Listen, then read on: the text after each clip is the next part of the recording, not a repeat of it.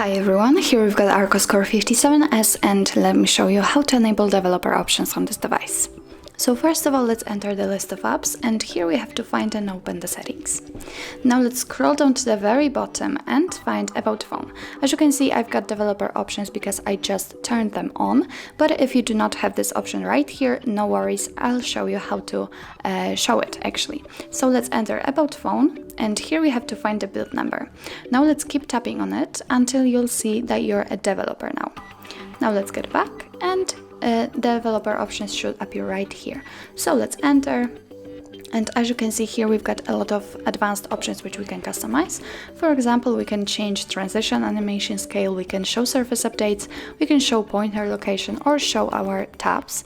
In order to turn on the feature, simply tap on it, tap on the switcher right here, and as you can see it is immediately applied. If you want to turn it off, just go back to the option and tap on the switcher again. If you can see the option without the switcher, for example like here, the transition animation scale, simply tap on it in order to open much more settings. If you are done with the customization, let's tap on the switcher to turn off the developer options and let's get back.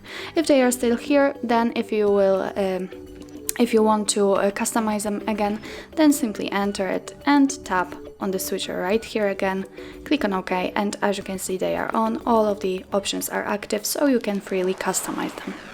So that's all. This is how to enable developer options in your Arcos Core 57S.